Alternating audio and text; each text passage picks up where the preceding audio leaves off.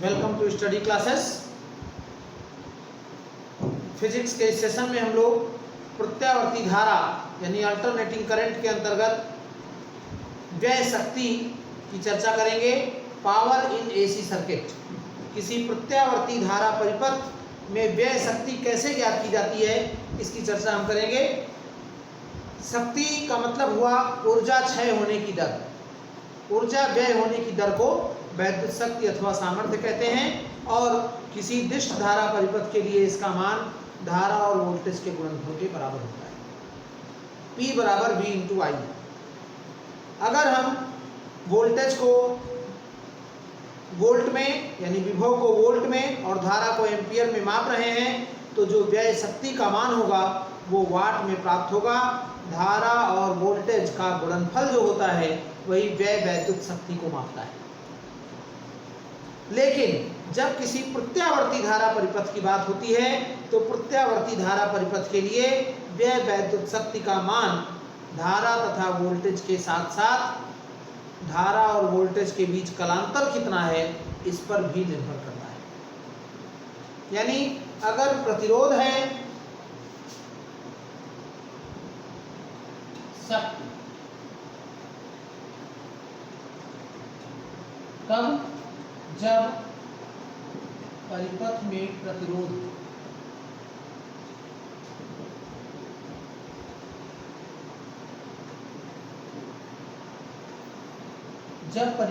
प्रतिरोध है तो शक्ति कितनी होगी? P बराबर V इंटू आई। और V माने आप जानते हैं V0 साइन ओमेगा टी और I माने I0 sine omega.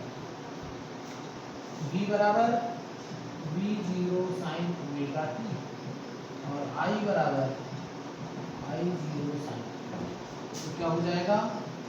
V0 I0 sine square omega T और साइन स्क्वायर ओमेगा टी का पूरे चक्र के लिए औसत मान ओमेगा टी बराबर 1/2। एक पूरे चक्र के लिए औसत मान 1/2 होता है। हम इसको V0 I0 और 1/2 ले सकते हैं या V0/√2 I0/2 और ये मान है VRMS का और ये मान है IRMS का। यानी एक पूरे चक्र के लिए जो व्यय औसत शक्ति है P बार का मान VRMS और IRMS के गुणनफल के बराबर होगा। यानी धारा के वर्ग माध्य मूल मान और विभव के वर्ग माध्य मूल मान का गुणनफल व्यय वैद्युत शक्ति बताता है। जबकि किसी प्रत्यावर्ती धारा परिपथ में शुद्ध प्रतिरोध है, केवल प्रतिरोध है, या यहाँ आप लिख सकते हैं शुद्ध प्रतिरोध। अब किसी प्रत्यावर्ती धारा परिपथ में केवल प्रतिरोध नहीं होता है, विभिन्न प्रकार के प्रत्यावर्ती धारा परिपथ आपको पढ़ाए गए हैं। तो उन्हीं परिपथों में अगर कोई दूसरा परिपथ है तो व्यय वैद्युत शक्ति कैसे ज्ञात होगी इसकी चर्चा करते हैं। जबकि धारा और वोल्टेज के बीच कलांतर 90 अंश हो या फाई हो। तो जब परिपथ में प्रतिरोध तथा प्रेरकत्व हो, जब परिपथ में प्रतिरोध R तथा प्रेरकत्व L हो तो क्या हो जाएगा? V बराबर V0 साइन ओमेगा टी। जब प्रेरकत्व और प्रतिरोध होता है तो धारा और वोल्टेज के बीच कलांतर फाई होता है और धारा विभव से फाई कोण पश्चगामी होती है और tan फाई बराबर XL/R होता है। ये आप पढ़ चुके हैं। धारा और वोल्टेज के बीच कलांतर ये VL हो गया L के लिए, ये VR हो गया और ये आपका V हो जाएगा और ये फाई हो जाएगा इधर ही I। धारा विभव से फाई कोण पश्चगामी होती है और tan फाई बराबर XL/R। तो यहाँ व्यय शक्ति क्या होगी? व्यय शक्ति P बराबर V into I. V0 sine omega T I0 sine omega T minus phi और इसको हम लिख सकते हैं V0 I0 sine omega T और sine omega T cos phi minus cos omega T sine, और इसको हम V0 I0 sine square omega T cos phi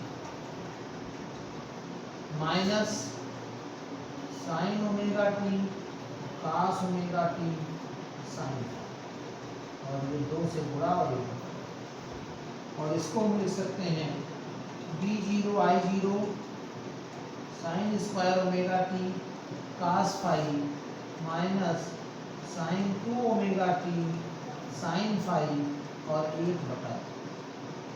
और अब यहाँ से आप औसत मान अगर पूरे चक्र के लिए देखेंगे तो साइन 2 ओमेगा टी का औसत मान 0 होता है और साइन स्क्वायर ओमेगा टी का मान 1/2 होता है। एक पूरे चक्र के लिए साइन 2 ओमेगा टी बराबर 0 और साइन स्क्वायर ओमेगा टी बराबर 1/2, तो क्या हो जाएगा, इसलिए व्यय औसत शक्ति P बार बराबर V0 I0 1/2 कास फाई और माइनस 0, यानी V0/√2 I0/√2 कास फाई, और इसको लिख सकते हैं VRMS IRMS कास फाई। तो ये P बार का जो मान हुआ वो VRMS IRMS कास फाई के बराबर हुआ, और कास फाई क्या है, शक्ति गुणांक कहलाता है। परिपथ का शक्ति गुणांक कहते हैं कास फाई को, जबकि कास फाई को शक्ति गुणांक कहते हैं, शक्ति गुणांक। क्योंकि tan फाई बराबर XL/R, तो XL/R का मान अगर हम यहाँ से देखें, मतलब ये त्रिभुज बनाए, ये फाई कोण पढ़ें तो ये लंब बटे आधार, तो कर्ण हो जाएगा XL² धन R², और इसी को Z कहा जाता है। तो इसलिए आपके पास कास फाई क्या होगा, आधार बटे कर्ण R/Z। तो इस तरीके से हम शक्ति गुणांक की बात करते हैं कि शक्ति गुणांक R/Z के बराबर होता है। इस पर एक प्रश्न आपसे परीक्षा में निश्चित रूप से पूछा जा सकता है कि किसी परिपथ का शक्ति गुणांक क्या होता है। तो शक्ति गुणांक R/Z होता है, यानी धारा और वोल्टेज के बीच जो कलांतर है उसकी कोज्या को हम शक्ति गुणांक कहते हैं। शक्ति गुणांक किसी परिपथ के ओमीय प्रतिरोध और इम्पीडेंस यानी प्रतिबाधा के अनुपात के बराबर होता है।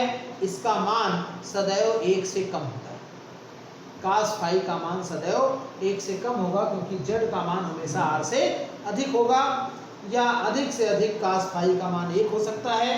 जब 1 होगा तो फाई बराबर 0 होगा, यानी तब परिपथ में केवल शुद्ध प्रतिरोध होगा, क्योंकि उस स्थिति में Z का मान R के बराबर है।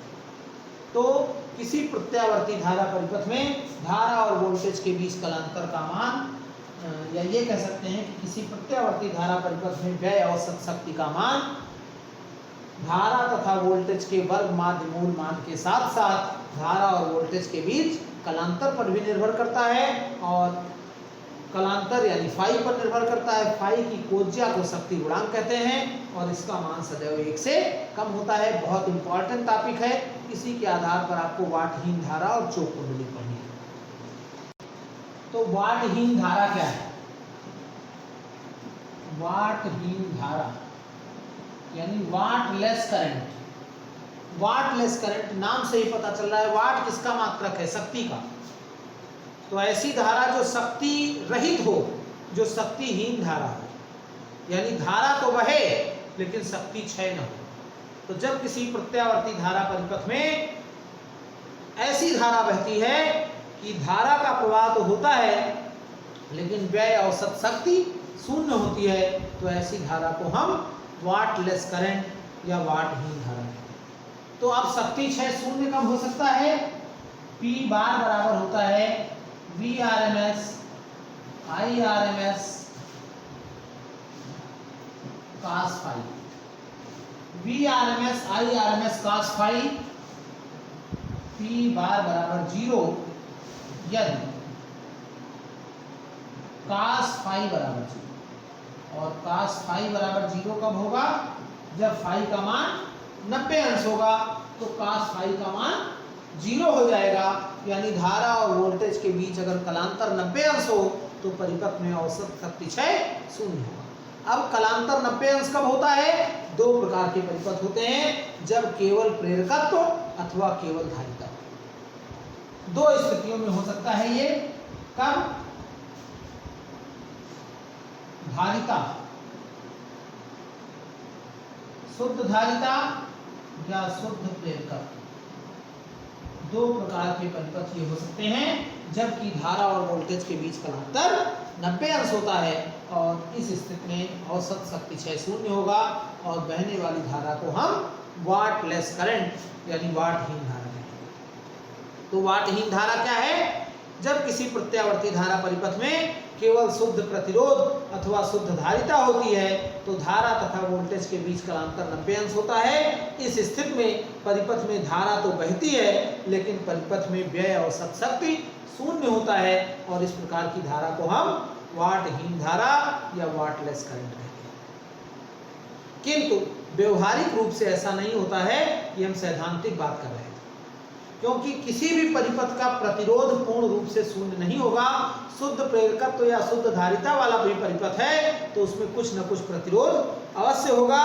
तो जब प्रतिरोध होगा तो शक्ति क्षय बिल्कुल 0 नहीं होगा, और यही कारण है कि जो चोक कुंडली होती है वो इसी सिद्धांत पर काम करती है। आपने देखा कि बल्ब का प्रयोग अपेक्षाकृत ज़्यादा हानिकारक है ट्यूबलाइट की तुलना में। पहले हम बल्ब का प्रयोग करते थे, बल्ब से हम ट्यूबलाइट पर पहुंच गए, और ट्यूबलाइट से हम एलईडी पर पहुंचे या सीएफएल पर पहुंचे, और सीएफएल से अब हम एलईडी का प्रयोग करते हैं, लाइट इमिटिंग डायोड। तो ऊर्जा क्षय इनमें धीरे धीरे घटता गया। जो बल्ब हैं, बल्ब में ऊर्जा क्षय बहुत ज़्यादा होता है क्योंकि वहाँ पर कोई परिपथ नहीं होता है, वहाँ शुद्ध प्रतिरोध वाला जो हमारा परिपथ है वो शुद्ध प्रतिरोध का होता है जिसमें शक्ति क्षय बहुत होता है। आप कल्पना कर सकते हैं कि 100 वाट का एक बल्ब लगाया जाए और उसके स्थान पर अगर हम 8 वाट की 12 एलईडी लगा दें तो 12 8 96 यानी 96 वाट होगा। 4 वाट तब भी कम, 12.5 एलईडी। तो ऐसी स्थिति में किसका प्रकाश जाता हो? क्यों? क्योंकि एलईडी में ऊर्जा क्षय 0 है, या नहीं 0 है तो इतना कम है कि उसको हम नगण्य मान सकते हैं। इसीलिए जो बल्ब का प्रयोग है वो अपेक्षाकृत ज़्यादा हानिकारक है। हमारी जो सरकारें हैं वो भी ज़्यादा प्रयास कर रही हैं, तमाम सब्सिडी के द्वारा एलईडी उपलब्ध कराए गए कि लोग ज़्यादा से ज़्यादा इसका प्रयोग करें जिससे ऊर्जा की बचत हो सके, विद्युत की बचत हो सके। तो क्यों? इसीलिए क्योंकि इनमें प्रवाहित धाराएं वाटहीन होती हैं, वाटलेस होती हैं, शक्ति क्षय लगभग 0 होता है।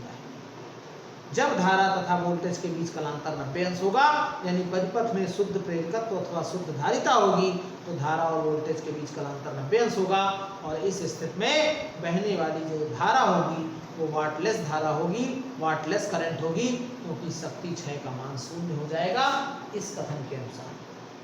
और चोक कुंडली इसी सिद्धांत पर आधारित है। तो चोक कुंडली बहुत इंपॉर्टेंट भी है। ये चोक कुंडली है। क्या होती है चोक कुंडली? दिष्ट धारा परिपथ में धारा के मान को नियंत्रित करने के लिए रिहास्टेट का प्रयोग किया जाता है। धारा नियंत्रक आप पढ़ चुके हैं। धारा नियंत्रक का प्रयोग दिष्ट धारा परिपथ में धारा की प्रबलता को घटाने या बढ़ाने के लिए प्रयुक्त करते हैं। यानी धारा नियंत्रक का प्रयोग दिष्ट धारा परिपथ में धारा को नियंत्रित करने के लिए, धारा को कम करने के लिए धारा नियंत्रक का प्रयोग किया जाता है। प्रत्यावर्ती धारा परिपथ में उसी प्रकार से धारा की प्रबलता को कम करने के लिए एक ऐसी युक्ति का निर्माण किया गया जिसे हम चोक कुंडली कहते हैं। यानी चोक कुंडली क्या है? एक ऐसी युक्ति है, एक ऐसा साधन है जिसका उपयोग करके वैद्युत ऊर्जा के ह्रास को हम नगण्य कर सकते हैं या बिल्कुल समाप्त कर सकते हैं सैद्धांतिक रूप से। और इस युक्ति को हम चोक कुंडली कहते हैं। यह एक नगण्य प्रतिरोध तथा उच्च प्रेरकत्व की एक कुंडली होती है जो तांबे के मोटे पृथक्कृत वैद्युत रोधी तारों को नरम लौह क्रोड पर पटलित रूप से लपेट कर, माने पटलित लौह क्रोड पर अलग अलग लपेट कर बनाई जाती है। तार तांबे का और मोटा होता है तो इस कारण से इसका प्रतिरोध लगभग शून्य होता है। जितना मोटा होगा क्षेत्रफल उतना ज़्यादा होगा, रेजिस्टेंस उतना ही कम होगा, और तांबे के लिए विशिष्ट प्रतिरोध कम होता है, इसलिए इसका प्रतिरोध कम होगा। फेरों की संख्या बहुत अधिक होती है और लौह क्रोड होने के कारण इसका प्रेरकत्व तो ज़्यादा होता है। N phi बराबर Li, L का मान फेरों की संख्या पर निर्भर करता है। फेरों की संख्या जितनी अधिक होगी उसका जो सेल्फ इंडक्शन कांस्टेंट है, सेल्फ इंडक्टिव कांस्टेंट, स्वप्रेरण गुणांक उतना ही अधिक होगा, तो L का मान इसका बढ़ जाता है और प्रेरकत्व तो बहुत घट जाता है। लौह क्रोड होने के कारण भी प्रेरकत्व ज्यादा होता है और कुंडली के भीतर, यानी कुंडली के भीतर हम क्रोड को जितनी भी अधिक दूरी तक चाहें प्रविष्ट करा सकते हैं। अब एल आर परिपथ ये हो गया, और एल आर परिपथ के लिए आप जानते हैं Z बराबर एक्सएल स्क्वायर धन आर स्क्वायर, और अंडर रूट यानी एक्सएल का मान होता है ओमेगा एल। तो आर नगण्य है और एल बहुत ज्यादा है, आर नगण्य है, एल बहुत ज्यादा है, यानी कुल मिला के एल परिपथ बचेगा, और जब एल परिपथ बचेगा तो धारा तथा वोल्टेज के बीच कलांतर जो होगा फाई बराबर 90 अंश हो जाएगा। फाई बराबर 90 अंश यानी औसत शक्ति 6 शून्य। कब? चूंकि परिपथ में तार तांबे का और मोटा लगा है, आर का मान नगण्य है और एल का मान बहुत ज्यादा है, क्योंकि लौह क्रोड है और फेरों की संख्या ज्यादा है। तो एल ज्यादा है, आर बहुत कम है, इसलिए जेड का मान ओमेगा एल के बराबर हो जाएगा, यानी ये केवल एल परिपथ होगा, और एल परिपथ के लिए धारा तथा वोल्टेज के बीच कलांतर 90 अंश होता है। तो जब फाई बराबर 90 अंश हो गया तो पी बार का मान शून्य हो जाएगा, यानी परिपथ में औसत शक्ति 6 शून्य होगा, और इस प्रकार से चोक कुंडली में बहने वाली धारा वाटहीन धारा होती है। बहुत इंपॉर्टेंट प्रश्न ये कि वाटहीन धारा क्या है, चोक कुंडली किस सिद्धांत पर काम करती है, दिखाइए कि चोक कुंडली में प्रवाहित धारा वाटहीन धारा। तो पूरा आज जो आपको हमने वाटहीन धारा से बताया है ये पूरा आपको लिखना पड़ेगा। अब यहाँ कुछ और बातें आती हैं। चोक कुंडली का प्रतिरोध ठीक शून्य नहीं होता है, क्योंकि किसी भी तार का प्रतिरोध शून्य नहीं हो सकता है। तो जब शून्य नहीं होता है तो ऊर्जा की हानि थोड़ी बहुत जरूर होती है, और इसलिए हम ये कह सकते हैं कि सैद्धांतिक रूप से ऐसा होता है, व्यवहारिक रूप से ऐसा नहीं होता। ऊर्जा हानि जरूर होगी, कुछ ना कुछ ऊर्जा हानि जरूर होती रहती है। इसके अलावा चोक कुंडली में लौह क्रोड में एक शैथिल्य हानि होती है। हमने आपको शैथिल्य हानि बताया है। विद्युत चुंबकीय प्रेरण इलेक्ट्रोमैग्नेटिक इंडक्शन नामक चैप्टर आप पढ़िए प्लेलिस्ट में जाकर, वहां आपको मिलेगा हिस्टैरिसीस लॉस। तो उसके कारण भी ऊर्जा की हानि होती है। भंवर धाराओं के कारण भी ऊर्जा की हानि होती है, लेकिन उस हानि को हम लौह पटलित क्रोड का प्रयोग करके भंवर धाराओं के कारण होने वाली हानि को कम कर देते हैं, और इस प्रकार से जो चोक कुंडली है वो वाटहीन धारा के लिए प्रयुक्त होती है, वाटहीन धारा के सिद्धांत। अब चोक कुंडली का उपयोग कभी भी हम दिष्ट धारा परिपथ के लिए नहीं कर सकते हैं। क्यों? एक नंबर का बहुत इंपॉर्टेंट सवाल कि दिष्ट धारा परिपथ के लिए चोक कुंडली का उपयोग नहीं किया जा सकता। क्यों? क्योंकि Z बराबर होता है अंडर रूट एक्सएल स्क्वायर धन आर स्क्वायर, और R यहाँ पर 0 है या लगभग 0 है, केवल एक्सएल बचा, और एक्सएल बराबर ओमेगा एल बराबर 2 पाई एफ एल। दिष्ट धारा के लिए फ्रीक्वेंसी f का मान 0 होता है, चूंकि आवृत्ति शून्य होगी तो ओमेगा एल भी 0 हो जाएगा। तो दिष्ट धारा परिपथ के लिए प्रेरण प्रतिघात एक्सएल का मान शून्य होता है, प्रतिरोध पहले से शून्य है। तो इस प्रकार से धारा के प्रवाह के लिए कोई सिस्टम नहीं होगा, यानी हम इसका प्रयोग दिष्ट धारा परिपथ के लिए नहीं कर सकते हैं। तो दिष्ट धारा परिपथ के लिए नहीं कर सकते हैं, केवल चोक कुंडली का प्रयोग हम प्रत्यावर्ती धारा परिपथ के लिए ही करेंगे। मुख्य रूप से इसका उपयोग जो फ्लोरेसेंट ट्यूब होती थी, अब इनका उपयोग नहीं होता है, लंबी एक ट्यूब लाइट होती थी, वहां पर चोक कुंडली का उपयोग किया जाता था, और इसके साथ रेडियो में भी धारा को नियंत्रित करने के लिए इसका उपयोग किया जाता है, क्योंकि वहां कैपेसिटर लगे होते हैं। तो इस तरीके से ये वाटहीन धारा और चोक कुंडली की बात हुई। अब एक महत्वपूर्ण बात बच रही है, ट्रांसफार्मर। ट्रांसफार्मर क्या है इसकी चर्चा करते हैं। ट्रांसफार्मर जैसा कि नाम से पता है कि ट्रांसफार्म करता है किसको? ट्रांसफार्मर का काम है प्रत्यावर्ती धारा के विभव को बदलना, उच्च से निम्न में और निम्न से उच्च में। ट्रांसफार्मर उच्च प्रत्यावर्ती विभव को निम्न प्रत्यावर्ती विभव में अथवा निम्न प्रत्यावर्ती विभव को उच्च प्रत्यावर्ती विभव में बदलता है। यहाँ अन्योन प्रेरण के सिद्धांत पर कार्य करता है। बहुत इंपॉर्टेंट प्रश्न कि ट्रांसफार्मर किस सिद्धांत पर काम करता है? अन्योन प्रेरण के सिद्धांत पर काम करता है। दो प्रकार के ट्रांसफार्मर होते हैं, एक स्टेप अप ट्रांसफार्मर और एक स्टेप डाउन ट्रांसफार्मर, ऊंचाई ट्रांसफार्मर और अपचाई ट्रांसफार्मर। यहाँ पर दो कुंडलियां होती हैं, NS ग्रेटर देन NP और NS लेस देन NP। दो कुंडलियां होती हैं, एक प्राइमरी कॉइल्स और एक सेकेंडरी कॉइल्स।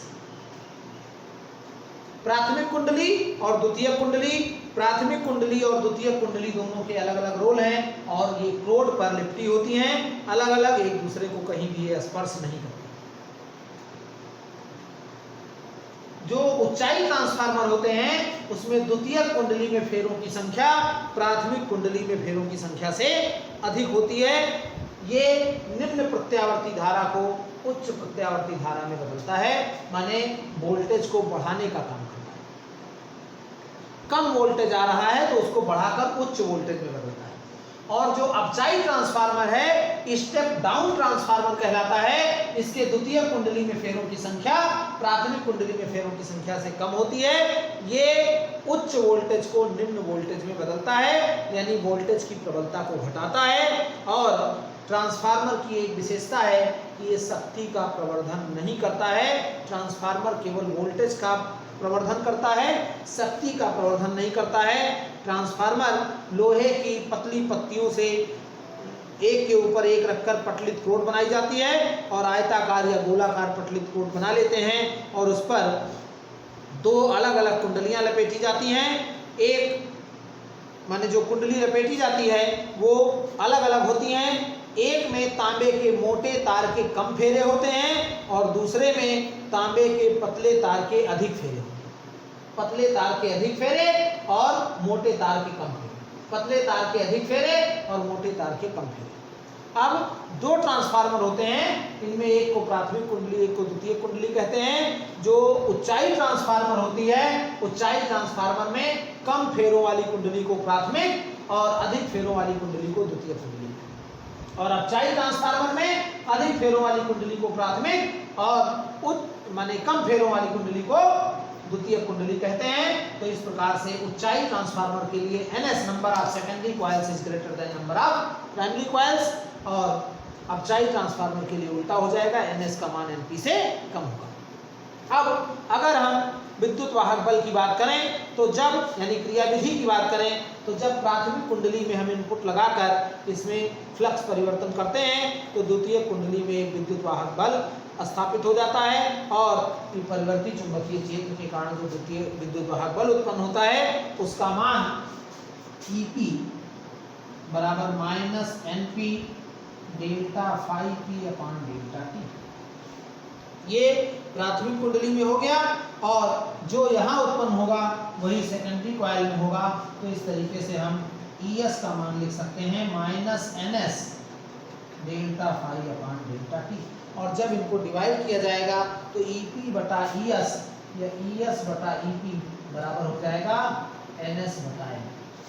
अब अगर ऊर्जा का ह्रास नगण्य मान लें कि प्राथमिक परिपथ का प्रतिरोध उपेक्षणीय है और ऊर्जा का कोई ह्रास नहीं हो रहा है तो जो विद्युत वाहक बल है वही विभवांतर के बराबर हो जाएगा, यानी VP बटा VS बटा VP बराबर NS बटा N। और इसी को हम ट्रांसफॉर्मेशन रेशियो कहते हैं, परिणमन अनुपात कहते हैं, यानी इसी को हम ट्रांसफार्मर का ट्रांसफॉर्मेशन रेशियो परिणमन अनुपात कहते हैं और R से प्रदर्शित करते हैं। ऊंचाई ट्रांसफार्मर के लिए इसके लिए R का मान 1 से बड़ा होता है और अपचाई ट्रांसफार्मर के लिए R का मान 1 से छोटा है। जो ट्रांसफार्मर है वो कभी भी शक्ति का प्रवर्धन नहीं करता है। यानी अगर हम आदर्श ट्रांसफार्मर की बात करें तो निर्गत शक्ति P आउटपुट बराबर P इनपुट,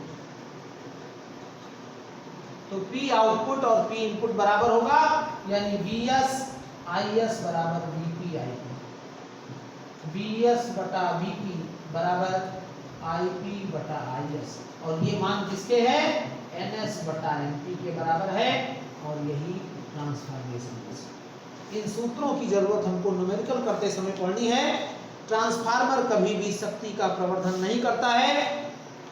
महत्वपूर्ण सवाल है कि ट्रांसफार्मर का प्रयोग हम लाउड स्पीकर के लिए नहीं कर सकते, क्योंकि लाउड स्पीकर का काम है प्रबलता को बढ़ाना, लाउडनेस को बढ़ाना, और ट्रांसफार्मर लाउडनेस को नहीं बढ़ा सकता है। ट्रांसफार्मर केवल वोल्टता को प्रवर्धित करता है, वोल्टता प्रवर्धक है, यानी लाउडनेस को नहीं बढ़ा सकता है। इसलिए हम ट्रांसफार्मर का प्रयोग लाउड स्पीकर के साथ नहीं कर सकते हैं, वहाँ एम्पलीफायर लगाया जाता है। आगे आप लास्ट में इलेक्ट्रॉनिक्स में पढ़ेंगे कि एम्पलीफायर क्या होते हैं। अब यहाँ बात करते हैं ट्रांसफार्मर की दक्षता। दक्षता क्या है? ईटा। दक्षता क्या होती है? निर्गत शक्ति और निवेशी शक्ति का जो अनुपात है उसी को दक्षता कहते हैं। निर्गत शक्ति बटा निवेशी शक्ति ट्रांसफार्मर की दक्षता कहलाती है, और अगर प्रतिशत में लिख रहे हैं तो गुणे 100 हो जाएगा। तो किसी ट्रांसफार्मर की निर्गत शक्ति और निवेशी शक्ति का अनुपात ट्रांसफार्मर की दक्षता कहलाती है। ईटा से प्रदर्शित करते हैं, और ईटा का मान सदैव 1 से कम होता है। क्यों? क्योंकि निर्गत शक्ति निवेशी शक्ति के ठीक बराबर नहीं होती है। कुछ ऊर्जा हानि, शैथिल्य हानि, भंवर धाराओं के कारण हानि, तांबे में हानि, ये सब ट्रांसफार्मर में हानियां होती रहती हैं, और इसी कारण से ट्रांसफार्मर हीट हो जाता है।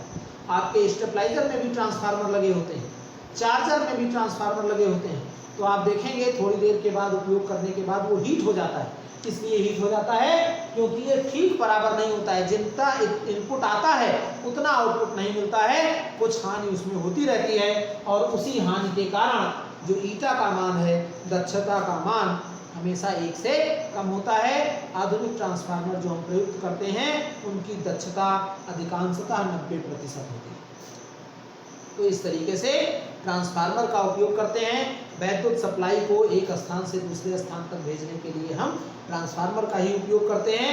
अगर हमको पावर हाउस से विद्युत शक्ति को कहीं भेजना है तो पावर हाउस से विद्युत शक्ति को भेजने के लिए प्रायः 200 वोल्ट पर विद्युत शक्ति नहीं भेजी जाती है, क्योंकि उस शक्ति का उपयोग हम 200 वोल्ट पर करना है, लेकिन 200 वोल्ट पर अगर हमको शक्ति भेजनी है तो उसके लिए जो धारा होगी, वो धारा जो हमारी है वो बहुत प्रॉब्लम क्रिएट करेगी, क्योंकि धारा की प्रबलता बढ़ जाएगी। तो प्रबल धारा भेजने के लिए हमको बहुत मोटे तारों की जरूरत होगी, और मोटे तारों को लगाने के लिए हमको बड़े सिस्टम जो हमारा होगा वो महंगा होगा, बड़े बड़े खंभे, ज़्यादा धातुओं का प्रयोग करना होगा, महंगा हो जाएगा। तो इसलिए क्या करते हैं, उसको कम करंट पर बदल देते हैं। कम करंट पर उच्च वोल्टता में बदलकर हम ले आते हैं, और फिर यहाँ एक अपचाई ट्रांसफार्मर लगाकर उसकी सहायता से उसको हम अपचयित करके फिर 220 वोल्ट पर लाकर घरों में सप्लाई करते हैं, जिससे करंट फ्लो आसानी से हो जाता है, और कम लागत पर विद्युत का स्थानांतरण एक स्थान से दूसरे स्थान तक हम कर लेते हैं। ये बात प्रत्यावर्ती धारा की हुई। महत्वपूर्ण चैप्टर है। न्यूमेरिकल की चर्चा हम अगले सेशन में करेंगे। कुछ महत्वपूर्ण प्रश्न जो हो सकते हैं, लॉन्ग आंसर टाइप या शॉर्ट आंसर टाइप, और एक चैप्टर इसके बाद और बच रहा है, इलेक्ट्रोमैग्नेटिक वेव्स भाग 1 में। तो इसको आप तैयार करें। आज का सेशन ये कंप्लीट होता है, और इसका नोट्स आप ज़रूर तैयार करें। अगर आप हमारे channel study classes bye Ajay Mehrotra पर नए हैं, आपने चैनल को अभी तक सब्सक्राइब नहीं किया है, तो channel study classes bye Ajay Mehrotra को सब्सक्राइब करके बेल आइकन को प्रेस कर दीजिए, ताकि इस पर आने वाले वीडियोस के नोटिफिकेशन आपको मिलते रहें, और आप उनका बेहतर लाभ लेकर अधिक से अधिक अपनी अच्छी से अच्छी तैयारी कर सकें और परीक्षा में अच्छा स्कोर कर सकें। वीडियो को लाइक और शेयर अधिक से अधिक करें। जहां भी आप जिस भी ग्रुप में जुड़े हुए हैं, अपने दोस्तों के बीच, अपने मित्रों के बीच इस वीडियो को अधिक से अधिक शेयर करें। वीडियो को आप पूरा देखेंगे तो आपको कॉन्सेप्ट निश्चित रूप से समझ में आएगा। कोई समस्या आपकी है तो कमेंट बॉक्स में लिखें, हम उसको दूर करने का प्रयास करेंगे। धन्यवाद।